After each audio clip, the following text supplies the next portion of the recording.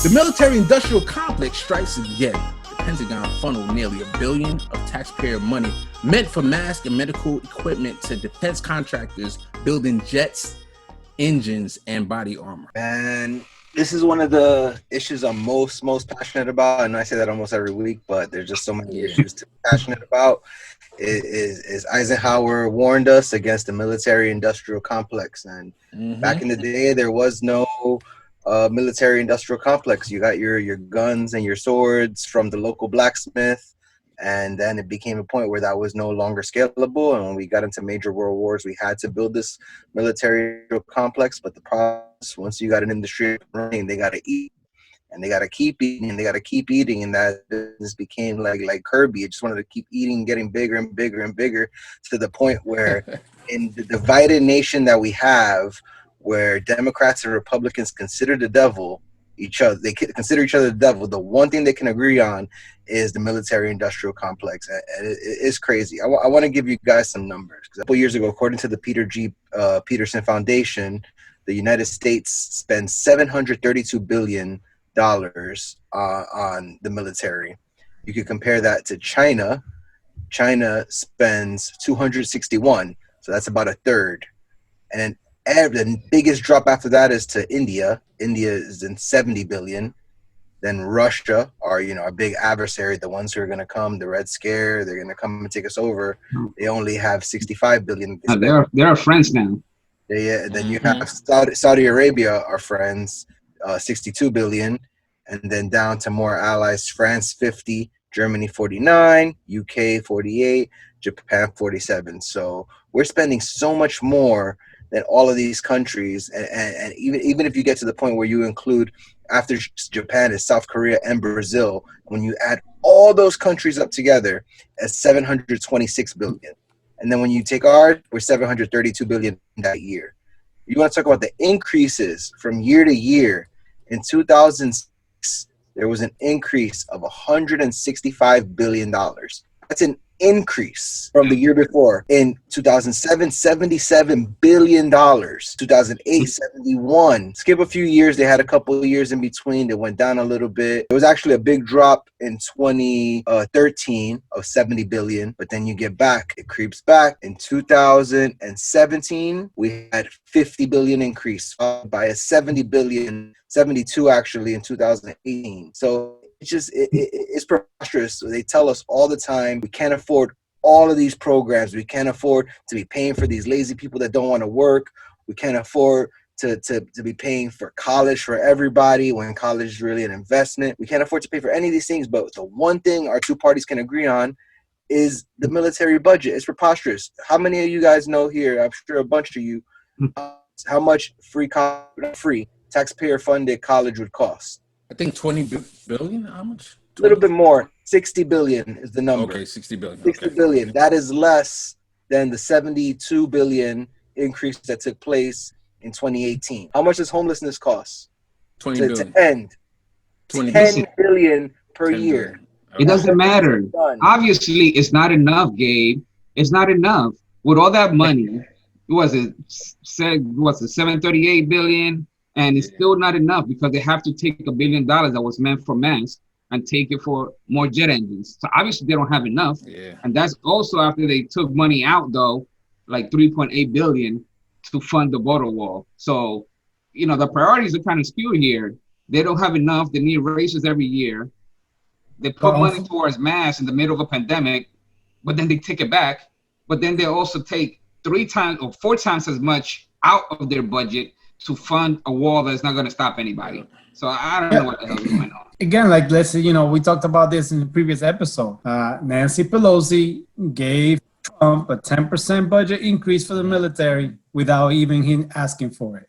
So, it's like we keep giving them money and we keep saying, like Gabe and everybody says, we keep saying we don't have money for anything else. But every time when it comes to the military, and again, I never hear the Republicans and their fan base talk about like, well, the military is spending all this money. Like it's fine. You don't hear anybody having issue with the Pentagon spending $1 billion on things that they're not supposed to because it's the Pentagon. Yeah, and it puts like when you talk about all those increases, Gabe, every year over year. I mean, that really puts into perspective how Bernie wanted to reduce the budget by 10%, and that was like a massive, mind-blowing experience for both parties because to us, we think, oh, 10%, that's nothing. He should have gone for 50.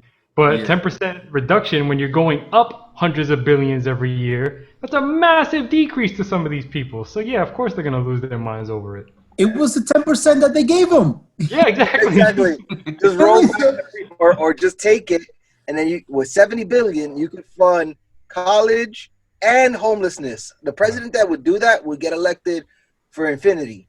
It would be a landslide, and they just choose not to. So let's talk about the capitalist media real quick. So you can't find it anywhere, any kind of critique of the military-industrial complex, of the budget being increased. Yet every time a Bernie Sanders, a AOC talks about anything that has to do with Medicare for all or all the social programs that we just mentioned, how do you pay for that? That's all we hear from CNN, MSNBC. They know how the game works. They know how the game works. It's easy to make your country look strong, and it's easy to justify spending when those Ruskies are never going to get you, or we're the strongest country in the world, big and tough. It has nothing to do with that. It has nothing to do with that. The military-industrial complex knows how to play the game. No, you got to look who's behind that. You got to look at all those big corporations, Lockheed Martin of the world. Like, what are they doing? Like, they all have all those lobbyists to make sure that this doesn't. No, that's part of what I'm saying. Yeah, this is what Izzy touched on last week. That none of this will be fixable unless you get all of that out. You cannot have real progress with people whispering in the ear and giving blank checks for votes in Congress. Now, I have a question for everybody. In practical terms, why do we need such a big budget? And I have a pretty crazy answer, but I want you guys to just throw it out to you first. Well, I could tell you one thing that's kind of relevant to right now. The world sees us as a laughingstock. The only way that we have still superiority over anybody is by having a big military. That's the big stick that we still have, because other than that, nobody respects us anymore, or at least they're losing our respect. Totally. Yeah, the United States is built being bullies. You know what I mean? They just go in there, they turn you on. You don't do what we tell you. We're just going to talk to you with our military. And it goes back, like the thing that blows my mind is we have such a big budget, but we have veterans coming back home and they don't have the care that they need. They are homeless. Mm-hmm. They don't have the medical care that they need. And so I don't understand, like, what's the concept behind all of that money if you can't take care of our veterans when they come back home? It's really Well, the money's going to the executives in all these defense contracting companies. That's why. Then you get the question as well, okay, well, if we don't spend $732 billion this year, what are we going to spend it on? And then you have to answer those questions. And I could give them a list. Yeah, exactly. Yeah. That's the scary thing, is that it feels like we're not worried about our enemies. It feels like we're worried about everyone else combining. And the reason that our military budget is more than all of the nearest countries combined is because if they ever got tired of our crap, they can come back and try to invade us, and they couldn't even do it if they tried, because we have so much military might and power that even the combined might of the next 15 countries would not be able to overwhelm it. And it's a crazy thought that's the reason that it's really built up so much. And the reality is we don't even need that money like that, because now there's nobody going to invade the U.S. The wars are not like that. They're, at least for the big countries, everything is about your sphere of influence and backing smaller war in other countries. So we got plenty of money for that, regardless if we want to be meddling in other people's elections for one, or other smaller country wars. So we still even don't need any money in order to deter, China or Russia from invading us. That's not going to happen at all. The big thing is about controlling, countries in the Asia Pacific region, or South America, or African countries, which are being influenced a lot by China right now. So you don't need that big amount of money for that. We shouldn't be scared of anybody invading us. It's everything influencing, everywhere around us right now. Let me throw a progressive spin on this original question. What if we had, I wish, a Bernie Sanders administration who he put in a progressive Pentagon Secretary of Defense, and he can argue rightfully that climate change is a threat to the country. Climate, just like a country coming to us for war or trying to destroy us. So instead of funneling millions of dollars to Raytheon, we need to funnel the money to green energy, to solar panels, to renewable energy, to geothermal, etc., without any congressional, because this was done without any congressional or oversight. So I think I would guess that CNN and MSNBC, then you're going to hear them talk about this subject and talk about how the Pentagon is directing money, without people knowing. That would be the first time anyone ever asked the question of the military. How are we going to pay for that? That would be the first time ever. All right. Well, funny you mentioned that. Actually, I think it was the head of the Navy made that case before. That mentioned that climate change is fueling wars in different countries because they run out of resources, so that makes conflict happen. Yeah, and I know people got on Elizabeth Warren for saying this, that she wanted the military to start building quote unquote green bombs, whatever that is.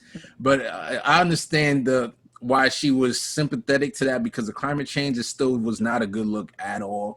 But yeah, the military is a huge part of the budget that just continues to grow CO2 and other methane and all the dangerous gases and put that into the air. So if you can decide where we can funnel the money without congressional oversight, where do you think you would put $1 billion? Let us know in the comments below. Like, smash the button. If you don't like it, comment. Tell us why you don't like it. And subscribe. We want to hear your opinions. There you go. Right.